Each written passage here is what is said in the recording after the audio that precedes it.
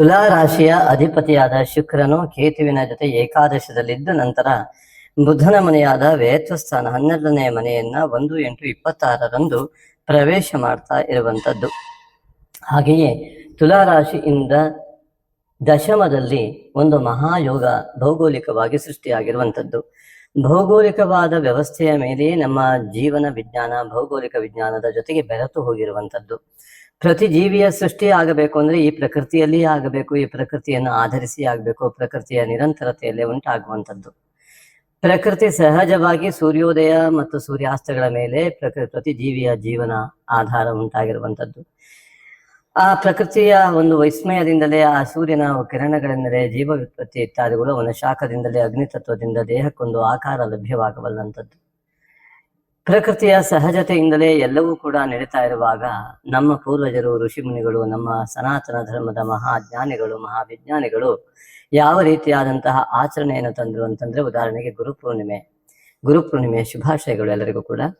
ಗುರುಪೂರ್ಣಿಮೆ ಎಂತಹ ದಿನದಲ್ಲಿ ಆಚರಣೆ ಮಾಡ್ತಾ ಇದ್ದಾರೆ ಅಂತಂದ್ರೆ, ಸಮಸ್ತ ಗುರುತತ್ವವೇ ಜಗತ್ತಿಗೆ ಆಧಾರವಾಗಿದ್ದು, ಸಮಸ್ತ ಜೀವ ಜಂತುಗಳ ಆಧಾರವಾಗಿದ್ದು, ಆ ಗುರುತತ್ವದಿಂದಲೇ ಸಂತೋಷ ಆನಂದವನ್ನು ಪಡೆಯುವಂಥದ್ದಾಗಿದ್ದರಿಂದ ಸಮಸ್ತ ಲಾಭಗಳು ಗುರುತತ್ವದಿಂದಲೇ ಲಭ್ಯವಾಗುವುದರಿಂದ ಗುರುವಿಗೆ ಶರಣಾದವನಿಗೆ ಎಲ್ಲ ರೀತಿಯಾದಂತಹ ಸಂಪೂರ್ಣ ಜೀವನ ಸಾರ್ಥಕ್ಯತೆ ಉಂಟಾಗತಕ್ಕಂಥದ್ದಾಗಿದ್ದರಿಂದ ಗುರುಪೂರ್ಣಿಮೆ ಮಹತ್ವವನ್ನು ಪಡೆಯುತ್ತೆ. ಆ ಗುರುಪೂರ್ಣಿಮೆ ಎಂತಹ ದಿನದಲ್ಲಿ ಭೌಗೋಳಿಕವಾದ ಒಂದು ವಿಸ್ಮಯದೊಂದಿಗೆ ನಮ್ಮ ಸನಾತನ ಧರ್ಮ ಆಚರಣೆ ಮಾಡ್ತಾ ಇದೆ ಅಂದ್ರೆ, ಯಾವ ವೇದವನ್ನ ಸಂಪೂರ್ಣ ಜ್ಞಾನ ರಾಶಿಯನ್ನ ಅಧ್ಯಯನ ಮಾಡಿದಂತಹ ವ್ಯಾಸ ಮಹರ್ಷಿ, ವೇದ ವಿಭಾಗ ಮಾಡಿ ವಿಸ್ತಾರ ಮಾಡಿ ವೇದವ್ಯಾಸನಾದಂತಹ ಮಹರ್ಷಿ, ವೇದವ್ಯಾಸ, ರಾಮಾಯಣವನ್ನು ಬರೆದಂತಹ ವಾಲ್ಮೀಕಿಯಂತಹ ಮಹಾ ಋಷಿಗಳೆಲ್ಲ ಇಲ್ಲಿ ಯಾರಿದ್ದಾರೆ, ಅಂತಹ ಋಷಿಜನ್ಯವಾದ ಸಂತತಿಯಾದ ನೀವು ತುಲಾ ರಾಶಿಯವರೆಲ್ಲರೂ ಗಮನಿಸಲೇಬೇಕಾದ ಒಂದು ಅಂಶ ಅಂತಂದ್ರೆ, ವೇದಾಧ್ಯಯನವನ್ನು ಮಾಡಿ ವೇದಗಳನ್ನ ನಿರಂತರವಾಗಿ ವಿಭಾಗಿಸಿ ಅದರ ಫಲವನ್ನು ಹೇಗೆ ಪಡೆಯಬೇಕು ನಿರಂತರವಾಗಿ ಅಂತ ಹೇಳಿದಂತಹ 18 ಪುರಾಣಗಳನ್ನು ಬರೆದು ಮಹಾಭಾರತವನ್ನು ಕೂಡ ಬರೆದಂತಹ ವ್ಯಾಸ ಮಹರ್ಷಿಯನ್ನ ಯಾವ ದಿವಸ ಅವನ ಪೂರ್ಣಿಮೆ ಎಂಬುದಾಗಿ ವ್ಯಾಸನಿಗೆ ಹೋಲಿಸ್ತೇವೆ. ಮಹಾಜ್ಞಾನದ ಒಂದು ಸಂಕೇತವಾಗಿ, ಧರ್ಮದ ಸಂಕೇತವಾಗಿ, ಸತ್ಯ ಹಯವ ಪರಮೋ ಧರ್ಮೋ ರಕ್ಷತೆ ರಕ್ಷಿತ ಎನ್ನುವಂತಹ ವ್ಯಾಸ ಮಹಾಮುನಿಯ ಮಹಾಜ್ಞಾನದ ಆ ಒಂದು ಜಗತ್ತಿಗೆ ಮಾರ್ಗದರ್ಶನ ಮಾಡಿದ ಮಹಾ ಚೈತನ್ಯದ ಒಂದು ದಿವಸವನ್ನ ವ್ಯಾಸ ಪೂರ್ಣಿಮೆ ಎಂಬುದಾಗಿ ಆಚರಣೆ ಮಾಡುವಂಥದ್ದು. ಗುರುವು ಉಚ್ಚ ಸ್ಥಾನದಲ್ಲಿ ಕರ್ಕಾಟಕ ರಾಶಿಯಲ್ಲಿ ವಿರಾಜಮಾನನಾಗಿದ್ದು, ಆ ಒಂದು ಪೂರ್ಣಿಮೆಯ ಉತ್ತರಾಷಾಢ ನಕ್ಷತ್ರದಲ್ಲಿ ಘಟಿಸಿದಾಗ ಆಷಾಢ ಮಾಸ ಉಂಟಾಗಿ ಗುರುವಿನ ನೇರ ದೃಷ್ಟಿ ಚಂದ್ರನ ಮೇಲೆ, ಪೂರ್ಣ ಚಂದ್ರನ ಮೇಲೆ ಬಿದ್ದಾಗ ಇದು ಸಂಪೂರ್ಣ ಜ್ಞಾನವು ಸಂಪೂರ್ಣತೆಯನ್ನು ಪಡೆದಂತಹ ಮನಸ್ಥಿತಿಯನ್ನ, ಮನಸ್ಸಿನ ಸಂಪೂರ್ಣತೆಯನ್ನು ಪಡೆದಂತಹ ಮಹಾ ವ್ಯಕ್ತಿಯ ಒಂದು ಆರಾಧನೆ ವ್ಯಾಸ ಪೂರ್ಣಿಮೆ. ಎಂತಹ ಅದ್ಭುತವಾದ ಭೌಗೋಳಿಕ ಸನ್ನಿವೇಶ. ಅದೇ ರೀತಿಯಾಗಿ ನಮ್ಮ ಮನಸ್ಸಿನ ಕಾರಕನಾದ ಚಂದ್ರನು ಪೂರ್ಣಿಮೆಯಲ್ಲಿ ಇರ್ತಾನೆ. ನಮ್ಮಲ್ಲಿ ಗುರುತತ್ವ ಸಂಪೂರ್ಣ ಜಾಗೃತವಾಗಿ ನಿಸ್ವಾರ್ಥ ನಿಷ್ಕಲ್ಮಶ ಹೃದಯದ ಪವಿತ್ರತೆಯನ್ನು ಪಡೆಯುವುದಕ್ಕಾಗಿ, ಅಹಂಕಾರ ಅಜ್ಞಾನದಿಂದ ದೂರ ಬರುವುದಕ್ಕಾಗಿ ಇರುವಂತಹ ಮಹಾಯೋಗ ಈ ಒಂದು ಗುರುಪೂರ್ಣಿಮೆ. ಹಾಗಾಗಿ ಗುರುಪೂರ್ಣಿಮೆಯ ಶುಭಾಶಯಗಳು. ಆ ಗುರುಪೂರ್ಣಿಮೆಯಂದು ಕೂಡ ನಿಮಗೆ ಅತ್ಯಂತ ಮಹಾಯೋಗ ಈ ಒಂದು ತುಲಾ ರಾಶಿಯವರಿಗೆ ಲಭ್ಯವಾಗಲಿಕ್ಕಿದೆ. ಆದ್ದರಿಂದ ಗುರುವಿನ ಒಂದು ದಶಮತ್ತ ಎನ್ನುವಂಥದ್ದೇನಿದೆ, ಸಂಪೂರ್ಣ ಕ್ರಿಯಾ ಕರ್ಮಯೋಗ ಆ ಕರ್ಮಸ್ಥಾನದಲ್ಲಿ ಇರ್ತಕ್ಕಂಥದ್ರಿಂದ ಎಲ್ಲ ರೀತಿಯಾದ ಜ್ಞಾನ ಯೋಗ ನಿಮಗೆ ಕ್ರಿಯೆಯ ರೂಪದಲ್ಲಿ ಬರುವಂತಹ ಯೋಗ. ಎಂತಹ ಯೋಗ ಅಂತ ಅದು ಪದಗಳಿಂದ ವರ್ಣಿಸಲಾಗದ ಯೋಗ. ಅಷ್ಟೊಂದು ಆಳವಾದಂತಹ ಜ್ಞಾನವನ್ನು ಪಡೆಯುವ ಯೋಗ, ನಿಮ್ಮ ಅನೇಕ ಜನ್ಮಗಳ ಸಾಫಲ್ಯತೆಗೆ ಕಾರಣವಾಗುವ ಮಹಾಯೋಗ. ಅದರಲ್ಲೂ 15/7/26 ಗುರು ಮತ್ತು ಚಂದ್ರರು ಪುಷ್ಯ ನಕ್ಷತ್ರದ ಏಕರೇಖತ್ವದಲ್ಲಿ ಇರುವಂತಹ ದಿನ. ಮತ್ತು ಈ ಒಂದು ಪುಷ್ಯ ಮಾಸವು ಆಷಾಢ ಮಾಸವು ಪುಷ್ಯ ನಕ್ಷತ್ರದಲ್ಲಿ ಗುರು ಮತ್ತು ಚಂದ್ರರಿರುವಾಗ ಪ್ರಾರಂಭವಾಗುವಂತಹ ಮಾಸ.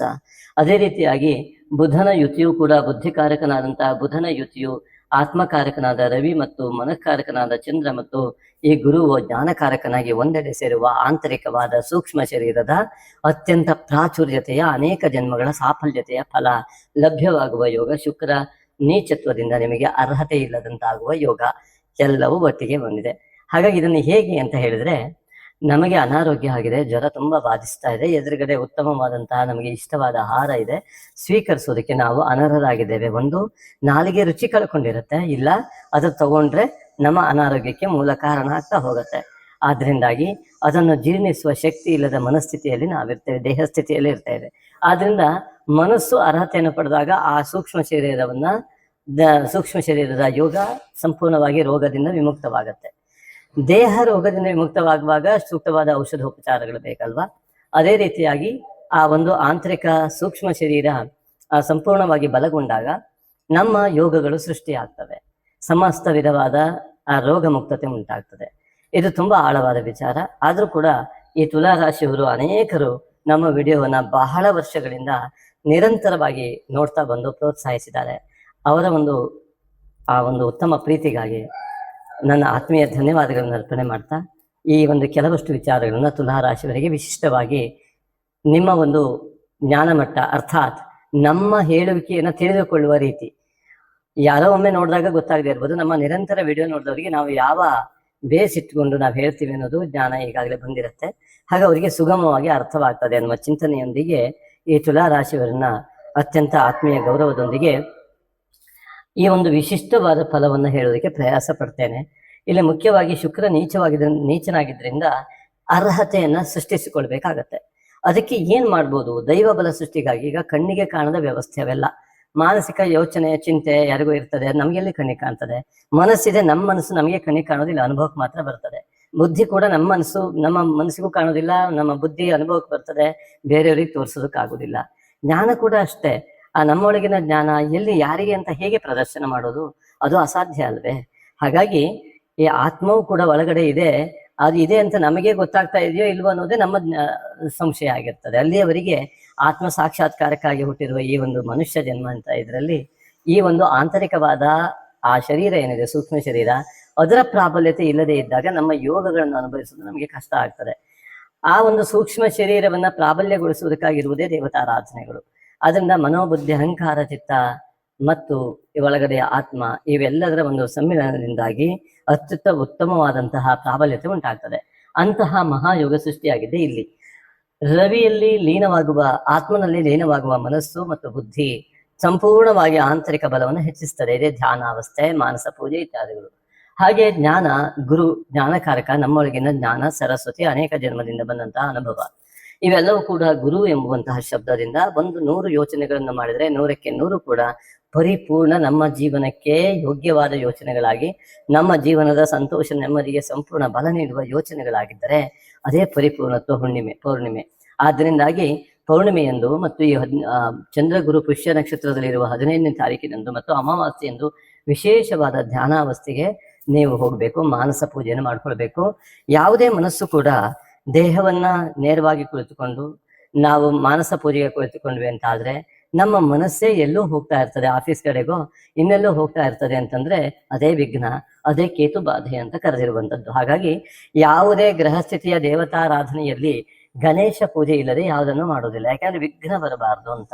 ವಿಘ್ನ ಬರುವುದೇ ನಮ್ಮ ಮನಸ್ಸಿಗೆ. ಹಾಗಾಗಿ ಮನಸ್ಸಿನಿಂದ ಮಾಡುವಂತಹ ಶ್ರದ್ಧಾಯುಕ್ತವಾದ ಪೂಜೆ ಅತ್ಯಂತ ಫಲದಾಯಕವಾಗ್ತದೆ. ಮನಸ್ಸಿನಲ್ಲಿಯೇ ಮಾಡುವುದೇ ಮಾನಸ ಪೂಜೆ ಇನ್ನೂ ಫಲದಾಯಕ. ಆದ್ರಿಂದಾಗಿ ಮನಸ್ಸಿನಲ್ಲಿ, ಹಾಗಾಗಿ ಯಜ್ಞಾನಾಂ ಜಪ ಯಜ್ಞೋಸ್ಮಿ ಎಂಬುದಾಗಿ ಭಗವದ್ಗೀತೆಯಲ್ಲಿ ಶ್ರೀ ಕೃಷ್ಣ ಹೇಳಿದ್ದು. ಅದನ್ನ ಮನಸ್ಸಿನಲ್ಲೇ ಜಪವನ್ನ ಅನುಗುಣಿತವಾಗಿ ಮಾಡ್ತಾ ಹೋಗ್ಬೇಕಾಗತ್ತೆ. ಆದ್ದರಿಂದ ಈ ಮಾನಸಿಕ ಪೂಜೆ ಎನ್ನುವಂಥದ್ದು ನಮ್ಮ ಜೀವನದ ಯೋಗವನ್ನ ಮತ್ತು ಆಂತರಿಕವಾದಂತಹ ಯಾವ ಸೂಕ್ಷ್ಮ ಶರೀರವನ್ನ ಪ್ರಾಬಲ್ಯಗೊಳಿಸಬಲ್ಲದು. ನಿತ್ಯ ನಿರಂತರವಾಗಿ ಪರಿಶ್ರಮವನ್ನು ಅತಿಯಾಗಿ ಹಣ ಮಾಡುವ ಚಿಂತನೆಯಿಂದ ನಿರಂತರ ಪರಿಶ್ರಮ ಮಾಡ್ತಾ ಸ್ಥೂಲ ಶರೀರದ ಚಿಂತನೆಯಲ್ಲಿ, ಈ ಒಂದು ದೇಹದ ಚಿಂತನೆಯಲ್ಲಿ, ಅದಕ್ಕೆ ಬೇಕಾದ ಸುಖ ಭೋಗಗಳನ್ನು ಒದಗಿಸುವತ್ತ ಚಿಂತನೆಯು ನಿರಂತರವಾಗಿ ದೇಹವನ್ನ ಪರಿಶ್ರಮದತ್ತ ದೊಡ್ತಾ ಮಾನಸಿಕವಾಗಿ ಒತ್ತಡವನ್ನು ತೆಗೆದುಕೊಂಡು ಮಾಡ್ತಾ ಮಾಡ್ತಾ ಮಾಡ್ತಾ ಮತ್ತೂ ಸಾಲಬಾಧೆಯಲ್ಲಿ ಬೀಳುವ ಚಿಂತನೆ ಯಾಕೆ? ಆ ಯೋಗ ಯಾಕೆ? ನಮ್ಮ ಆಂತರಿಕವಾದಂತಹ ಯೋಗ ಬಲವಾಗಿಲ್ಲದಿದ್ದಾಗ, ಸೂಕ್ಷ್ಮ ಶರೀರದ ದೌರ್ಬಲ್ಯತೆಯಿಂದ. ಹಾಗಾಗಿ ಸೂಕ್ಷ್ಮ ಶರೀರದ ಪ್ರಾಬಲ್ಯತೆಗಾಗಿಯೇ ದಿನದ ಒಂದಿಷ್ಟು ಸಮಯವನ್ನು ಕೊಟ್ಟರೆ ಮಾತ್ರ ನಮ್ಮ ನಿತ್ಯ ಜೀವನದ ಪರಿಶ್ರಮ ಅರ್ಥ ಕೊಡಬಲ್ಲದು, ಹಣವನ್ನು ಕೊಡಬಲ್ಲದು, ಬಲವನ್ನು ಕೊಡಬಲ್ಲದು. ಹಾಗಾಗಿ ನಮ್ಮ ಆಂತರಿಕ ಬಲವಿಲ್ಲದೆ, ಸೂಕ್ಷ್ಮ ಶರೀರದ ಪ್ರಾಬಲ್ಯತೆ ಇಲ್ಲದೆ, ನಮ್ಮ ದೈಹಿಕ ಪ್ರಾಬಲ್ಯತೆಯಿಂದ ನಾವು ಯಶಸ್ಸನ್ನು ಗಳಿಸುವುದಿಲ್ಲ. ಆದ್ದರಿಂದ ದೈಹಿಕ ಪ್ರಾಬಲ್ಯತೆಗಿಂತ ಮುಖ್ಯವಾಗಿ ಆಂತರಿಕ ಪ್ರಾಬಲ್ಯತೆ. ಹಾಗಾಗಿ ಮಾತಾ ಪೂರ್ವ ರೂಪಂ ಪಿತೋತ್ತರ ರೂಪಂ. ನೋಡಿ ಎಂತಹ ವಿಜ್ಞಾನ, ಭೌಗೋಳಿಕ ವಿಜ್ಞಾನ, ನಮ್ಮ ಜೀವನ ವಿಜ್ಞಾನ. ಒಂದು ಸಣ್ಣ ಉದಾಹರಣೆ, ಭೂಮಿಯಿಂದ ಮೊದಲು ಸಿಗುವ ಗ್ರಹ ಯಾವುದು ಅಂತಂದ್ರೆ ಚಂದ್ರಗ್ರಹ, ನಂತರದಲ್ಲಿ ಸೂರ್ಯ ಕಾಣುವಂಥದ್ದು. ಮೊದಲು ಚಂದ್ರ, ನಂತರ ಸೂರ್ಯ. ಮೊದಲು ಮನಸ್ಸು ಮತ್ತು ನಂತರ ಆರೋಗ್ಯ. ಆರೋಗ್ಯಂ ಭಾಸ್ಕರ ಆದಿತ್ಯ ಚಂದ್ರ ಮನಃಕಾರಕ ರವಿ ಆತ್ಮಕಾರಕ ಎನ್ನುವ ಜ್ಯೋತಿಷದ ವಾಕ್ಯಗಳು. ಆದ್ದರಿಂದಾಗಿ ಮೊದಲು ತಾಯಿಗೆ ನಮಸ್ಕಾರ, ನಂತರದಲ್ಲಿ ತಂದೆಗೆ ನಮಸ್ಕಾರ. ತಾಯಿಯ ಶರೀರದಿಂದ ಹೊರಬಂದ ಮಗುವು ತನ್ನ ತಾಯಿಯನ್ನೇ ಮೊದಲು ನೋಡ್ತದೆ. ಭೂಮಿಯೇ ತಾಯಿಯಾಗಿ ಮತ್ತು ಎದುರುಗಡೆ ಇರುವಂತಹ ಜನ್ಮ ಕೊಟ್ಟ ತಾಯಿಯೇ ತಾಯಿಯಾಗಿ ಆ ದಿನ ಪ್ರಾರಂಭವಾಗಿದ್ದು ನಮಗೆಲ್ಲರಿಗೂ ಕೂಡ.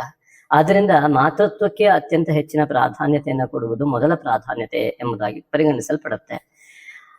ಚಂದ್ರ ಹೇಗೆ ಭೂಮಿಗೆ ಮೊದಲ ಹತ್ತಿರ ಇರೋನು ಹಾಗೆ ಮೊದಲು ತಾಯಿ ಹತ್ತಿರ ಆಗ್ತದೆ ಮಗುವಿಗೆ. ಸಂಸ್ಕಾರವನ್ನ ಆ ಮನಸ್ಸೇ ಸ್ವೀಕಾರ ಮಾಡ್ತದೆ, ಬುದ್ಧಿ ಕೂಡ ಅದನ್ನ ಗ್ರಹಿಸ್ತಾ ಹೋಗ್ತದೆ. ಅದರಿಂದಾಗಿ ಈ ಒಂದು ತಾಯಿಯೇ ಸಂಸ್ಕಾರಕಾರಕಳಾಗ್ತಾಳೆ. ಆದ್ದರಿಂದ ಸಂಸ್ಕಾರವನ್ನ ತಾಯಿಯ ಗರ್ಭದಲ್ಲಿರುವಂತಹ ನಾವು ತಾಯಿಯ ಚಿಂತನೆಯ ಪ್ರಭಾವಕ್ಕೆ ಒಳಗಾಗಿರ್ತೇವೆ. ಆದ್ರಿಂದ ತಾಯಿಯ ಮನಸ್ಥಿತಿಯನ್ನು ಆಧರಿಸಿ ನಮ್ಮ ಚಿಂತನಾ ಕೋಶ, ಮನೋಮಯ ಕೋಶ ಅಲ್ಲಿ ವ್ಯಕ್ತವಾಗ್ತಾ ಹೋಗ್ತದೆ. ಆದ್ದರಿಂದಾಗಿ ಆ ತಾಯಿ ಕೊಟ್ಟ ಸಂಸ್ಕಾರದಿಂದ ನಾವಿವತ್ತು ಈ ಮಟ್ಟಕ್ಕೆ ಬೆಳೆದಿದ್ದೇವೆ. ಹಾಗಾಗಿ ಸರ್ವ ವಿದ್ಯಾ ಪ್ರದಾತ್ರಿಂಚ, ಸಮಸ್ತ ವಿದ್ಯೆಗಳಿಗೆ ಕಾರಕಳಾಗೋಳೆ ಆ ತಾಯಿ. ಆದ್ರಿಂದ ವಿದ್ಯಾ ಸರಸ್ವತಿಯನ್ನು ನಾವು ಆರಾಧನೆ ಮಾಡ್ತೇವೆ. ಹೀಗೆ ಅನೇಕ ವಿಷಯಗಳಿದೆ ಮಿತ್ರರೇ. ಇಲ್ಲಿ ನೋಡಿ, ಈ ಶುಕ್ರ ಗ್ರಹವು ವ್ಯಯದಲ್ಲಿದ್ದಾಗ ನಾವು ಇದರ ಫಲವನ್ನು ಪಡೆಯೋದಕ್ಕೆ ಕಷ್ಟ ಆಗೋದಕ್ಕೆ ಲಕ್ಷ್ಮೀನಾರಾಯಣನ ಆರಾಧನೆ ಮಾಡ್ತಾ ಈ ಅಮಾವಾಸ್ಯೆಯಂದು ಮತ್ತು ಇತ್ಯಾದಿಯಲ್ಲಿ ಆ ಒಂದು ವಿಘ್ನ ನಿವಾರಣೆ, ಮನಸ್ಸಿನಲ್ಲಿ ಬರುವ ವಿಘ್ನ ನಿವಾರಣೆಗೆ ನಾಗಶಕ್ತಿ ವಿನಾಯಕನ ಆರಾಧನೆ ಅತ್ಯಂತ ಪ್ರಮುಖ. ಆ ವಿಘ್ನಗಳು ನಿವಾರಣೆ ಆದಾಗ ಮಾತ್ರ ನಮ್ಮ ಜೀವನದ ನಿರಂತರ ಪರಿಶ್ರಮದ ಫಲ ಸಿಗಲಿಕ್ಕೆ ಸಾಧ್ಯ. ಒಳಗಡೆಯ ಆಂತರಿಕ ಶಕ್ತಿ ಇನ್ನೂ ಹೆಚ್ಚಿಗೆ ಪ್ರಾಬಲ್ಯ, ಆ ಸೂಕ್ಷ್ಮ ಶರೀರದ ಪ್ರಾಬಲ್ಯತೆಗೆ ಕಾರಣವಾಗ್ತದೆ.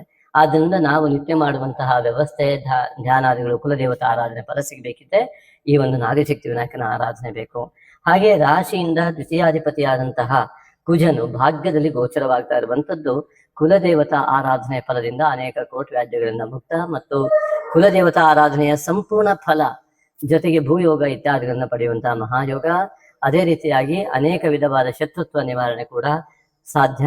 ಅದೇ ರೀತಿಯಾಗಿ ವಿವಾಹ ಹೆಚ್ಚುಕರಿಗೆ ಅತ್ಯಂತ ಉತ್ತಮವಾದ ಭಾಗ್ಯ. ಕುಜ ದೋಷಾದಿಗಳಿದ್ದವರಿಗೆ ಸಿಟ್ಟನ್ನು ಬಿಟ್ಟಾಗ ಅತಿ ಉತ್ತಮವಾದ ಶಾಂತತೆಯಿಂದಾಗಿ ಅನೇಕ ಸಾಮರಸ್ಯತೆಗಳು ಪಾರ್ಟ್ನರ್ ಜಾಬ್ಗಳಲ್ಲಿರ್ಬೋದು, ಹಾಗೆ ನಿಮ್ಮ ಸಂಗಾತಿಗಳ ವಿಚಾರದಲ್ಲಿರ್ಬೋದು ಅತ್ಯಂತ ಮಹಾಯೋಗ ಇಲ್ಲಿ ಉತ್ತಮತೆಯತ್ತ ಹೋಗ್ತಾ ಇದೆ. ಅರ್ಥಾತ್ ಉತ್ತಮ ಸಂಗಾತಿಯನ್ನು ಪಡೆಯುವ ಯೋಗಗಳು ಕೂಡ ಇಲ್ಲಿ ಕಂಡು ಬರುತ್ತೆ. ಅದು ನಿಮ್ಮ ಜಾತಕದ ಪರಿಶೀಲನೆ, ಅದಕ್ಕೆ ವಿವಾಹದ ವಿಚಾರದಲ್ಲಿ ಖಂಡಿತ ಇದ್ದಿರುತ್ತೆ. ಇನ್ನು ನಂತರದಲ್ಲಿ ತೃತೀಯಾಧಿಪತಿ ಅಂತ ಗುರುವು ಈ ಒಂದು ದಶಮಕ್ಕೆ ಪ್ರವೇಶ ಮಾಡಿರುವುದು ನಿಮ್ಮ ಎಲ್ಲ ಸಂಸ್ಕಾರಗಳು, ನಿಮ್ಮ ಪದ ಪ್ರಯೋಗಗಳು, ನಿಮ್ಮ ವಾಕ್ಯ ಪ್ರಯೋಗಗಳು ಮತ್ತು ನಿಮ್ಮ ಜ್ಞಾನ ಪದದ ಮೂಲಕವಾಗಿ, ಮಂತ್ರದ ಮೂಲಕವಾಗಿ ಬಂದಾಗ, ವಿಶೇಷವಾಗಿ ಅಮಾವಾಸ್ಯೆ ದಿನ ನೀವು ಗುರುಪರಿಷ್ಠವಾದಂತಹ ಮಂತ್ರ ಸಾಧನೆಯನ್ನು ಮಾಡಿದ್ರೆ ಅತಿ ಬೇಗ ಸಿದ್ಧಿಯಾಗುವ ಮಹಾಯೋಗ. ಅನೇಕ ಜನ್ಮವೇ ಸಾಫಲ್ಯತೆಯನ್ನು ಹೊಂದುವಂತಹ ಮಹಾಯೋಗ ಅಂತ ಹೇಳಿರುವಂಥದ್ದು. ಅದಕ್ಕೆ ಮೊದಲು ಈ ಶುಕ್ರ ನೀಚತ್ವದಿಂದ ನೀವು ಪಾರಾಗಬೇಕು ಅಂದ್ರೆ ನಾಗಶಕ್ತಿ ವಿನಾಯಕನ ತಾಯಿ ತಂದೆಯ ನಮಸ್ಕಾರ ಮಾಡಿ, ನಾಗಶಕ್ತಿ ವಿನಾಯಕನ ಮಾನಸ ಪೂಜಾರಾಧನೆ ಮಾಡಿ, ಲಕ್ಷ್ಮೀನಾರಾಯಣನ ಅಷ್ಟೋತ್ತಾರಾಧನೆ ಮಾಡಿಕೊಂಡು ಈ ಜಪ ತಪಾದಿಗಳಿಗೆ ನೀವು ಕುಳಿತುಕೊಂಡಾಗ ಆ ಅಮಾವಾಸ್ಯ ಮತ್ತು ಆ 3 ದಿನ ಹೇಳಿದ್ವಿ ಅದು ಮತ್ತು ನಿತ್ಯದ ಆರಾಧನೆಯಲ್ಲಿ ಮಾಡ್ತಾ ಬಂದ್ರೆ ನಿಮಗೆ ಆ ಸೂಕ್ಷ್ಮ ಶರೀರದ ಅತ್ಯಂತ ಪ್ರಾಬಲ್ಯತೆ ಉಂಟಾಗುವುದರಿಂದಾಗಿ ನಿಮ್ಮ ಅಧ್ಯಾತ್ಮ ಸಾಧನೆಯ ಜೊತೆಗೆ ಈ ಪರಗಳಲ್ಲಿ ನೀವು ಮಹಾ ಸಾಧಕರಾಗ್ತೀರಿ. ಆದ್ದರಿಂದ ಆತ್ಮತೃಪ್ತಿ ಎನ್ನುವಂಥದ್ದು ನಿಮಗೆ ಅತಿ ಸುಲಭವಾಗಿ ಗ್ರಹಿಸಿಕೊಳ್ಳಿಕ್ಕೆ ಸಾಧ್ಯವಾಗುವ ಯೋಗ ಆಗಿರುತ್ತೆ. ಇನ್ನು ಚತುರ್ಥದಲ್ಲಿ ಪೌರ್ಣಿಮೆ, ಮಾತೃಕಾರಕ ಚಂದ್ರ ಮಾತೃಸ್ಥಾನದಲ್ಲಿ ಪೌರ್ಣಿಮೆಯನ್ನು ಘಟಿಸ್ತಾ ಇದ್ದಾನೆ. ಇಂತಹ ಮಹಾಪೂರ್ಣಿಮೆ ನಿಮ್ಮ ಜೀವನದಲ್ಲಿ ಬಂದಿದೆ. ಆಷಾಢ ಮಾಸದಲ್ಲಿ, ಆಷಾಢ ಮಾಸಕ್ಕೆ ಕಾರಕನಾಗಿ ಉತ್ತರಾಷಾಢ ನಕ್ಷತ್ರದಲ್ಲಿ ಪೌರ್ಣಿಮೆ ಆಗಿದ್ದರಿಂದ ಆಷಾಢ ಮಾಸ ಎಂಬುದಾಗಿ ಕರೆಯುವುದರಿಂದಾಗಿ ಈ ಆಷಾಢ ಮಾಸದಲ್ಲಿ ಪೌರ್ಣಿಮೆಯು ನಿಮ್ಮ ರಾಶಿಯಿಂದ ಚತುರ್ಥದಲ್ಲಿ ಘಟಿಸ್ತಾ ಇರುವುದರಿಂದಾಗಿ ಪೌರ್ಣಿಮೆಯ ನಿಮ್ಮ ಅನುಷ್ಠಾನ, ಪೌರ್ಣಿಮೆ ದಿವಸ ಮಾಡುವಂತಹ ತಾಯಿ ತಂದೆಯ ಪೂಜಾರಾಧನೆ ಮತ್ತು ತ್ಯಾಗ ಸಮರ್ಪಣೆ, ಅಂದರೆ ನೀವು ನಿಮ್ಮ ಮನಸ್ಸಿನಲ್ಲಿ ಯಾವ ಭಾವ ಇದೆ ಅದನ್ನು ಜಾಗೃತ ಮಾಡಿಕೊಂಡು ಅಹಂಕಾರವನ್ನ ನಿರ್ಮೂಲನೆ ಮಾಡುವ ಚಿಂತನೆಯೊಂದಿಗೆ ನಿಮ್ಮ ಅಹಂಕಾರವನ್ನ ತಾಯಿಯ ಚರಣಾರವಿಂದಗಳಲ್ಲಿ ತ್ಯಾಗ ಮಾಡ್ತಾ ನಿಮ್ಮ ಭಕ್ತಿಯನ್ನ ಸಮರ್ಪಣೆ ಮಾಡುವುದಕ್ಕಾಗಿ ಭಕ್ತಿಯ ಸಾಂಕೇತಿಕವಾಗಿ ವಸ್ತ್ರಾದಿ ದಾನಗಳನ್ನ ಮಾಡುವ ಮೂಲಕವಾಗಿ ಆಚರಣೆ ಮಾಡುವುದು ಅತ್ಯಂತ ಶ್ರೇಷ್ಠ ಎಂಬುದಾಗಿ ಪರಿಗಣಿಸಲ್ಪಡುತ್ತೆ. ಆದ್ದರಿಂದಾಗಿ ಅವತ್ತಿನ ಒಂದು ಪೌರ್ಣಿಮೆಯ ನಿಮ್ಮ ಅನುಷ್ಠಾನ ಸಂಪೂರ್ಣ ಫಲದಾಯಕವಾಗಲಿ. ಇನ್ನು ಪಂಚಮದಲ್ಲಿ ರಾಹು ಇರುವುದರಿಂದ ನಿಮ್ಮ ಜ್ಞಾನ ವಿಶೇಷ ಸಾಧನೆಯತ್ತ ಹೋಗಲಿಕ್ಕೆ ಸಾಧ್ಯತೆಯನ್ನ ತೋರಿಸ್ತಾ ಇದೆ. ಆದ್ರಿಂದ ನಿಮ್ಮ ಜ್ಞಾನದಿಂದ ನೀವು ಉತ್ತಮವಾದ ಸಾಧನೆಯನ್ನು ಮಾಡಲಿಕ್ಕೆ ನೀವು ಹಠ ಬೀಳದೆ ಛಲವನ್ನ ನಿಮ್ಮದಾಗಿಸಿಕೊಂಡಾಗ ರಾಹುವಿನ ಉತ್ತಮ ಫಲ ಲಭ್ಯವಾಗತ್ತೆ. ಮತ್ತು ಈ ರಾಹುವಿನ ಮಾಯೆಯಿಂದಾಗಿ ಆ ಹಠವೇ ಹೆಚ್ಚಾಗಿ ಬಿಟ್ಟು ಛಲ ಮಾಯೆ ಆಗಿ ಹೋಗುತ್ತೆ. ಆದ್ರಿಂದ ರಾಹುವಿನ ಮಾಯೆ, ಆ ಮಾಯೆ ಒಳಗೆ ನಿಮ್ಮ ಹಠ ಜಾಸ್ತಿ ಆಗಿ ಛಲ ಮಾಯ ಆಗೋಗುತ್ತೆ. ಆದ್ರಿಂದ ಮಾಯವಾಗುವ ಆ ಒಂದು ಛಲವನ್ನ ಮತ್ತೆ ಸೃಷ್ಟಿಸಿಕೊಳ್ಳಿಕ್ಕೆ ರಾಹುವಿನ ಮಾಯೆಯಿಂದ ಹೊರಬರೋದಕ್ಕೆ ನಾಗಶಕ್ತಿ ವಿನಾಯಕನ ಆರಾಧನೆ ಮತ್ತು ಜಪವನ್ನು ಮಾಡಿ ವಿದ್ಯಾ ಸಾಧಕತ್ವ, ಅನೇಕರಿಗೆ ಅವರ ಒಂದು ವಿದ್ಯಾ ಸಾಧನೆ, ವಿದೇಶದಲ್ಲಿ ಅಧ್ಯಯನ ಯೋಗ ಇತ್ಯಾದಿಗಳು ಕೂಡ ಲಭ್ಯವಾಗುವ ಮಹಾಯೋಗ ಇಲ್ಲಿ ಕಂಡು ಬರುತ್ತೆ. ತುಲಾರಾಶಿಯವರು ಮತ್ತು ಪಂಚಮಾಧಿಪತಿ ಷಷ್ಠದಲ್ಲಿ ಇರುವುದರಿಂದಾಗಿ ನಿಮ್ಮ ಶತ್ರುತ್ವ ನಿವಾರಣೆ ಆಗುವಂತಹ ಎಲ್ಲ ಯೋಗಗಳು ಶನೀಶ್ವರನಿಂದ ಈಗಾಗಲೇ ಬಂದಿದೆ. ನಿಮಗೆ ಯಾರ್ಯಾರು ಶತ್ರುಗಳು ಪೂರ್ವ ಜನ್ಮದಿಂದ ಇಲ್ಲಿ ಹುಟ್ಟುಕೊಂಡಿದ್ದರೋ ಸಹೋದರ ರೂಪದಲ್ಲಿರಬಹುದು ಅಥವಾ ಅನೇಕ ರೀತಿಯ ಮಿತ್ರತ್ವ ರೂಪದಲ್ಲಿ ಶತ್ರುಗಳೇ ಹುಟ್ಟಿರಬಹುದು.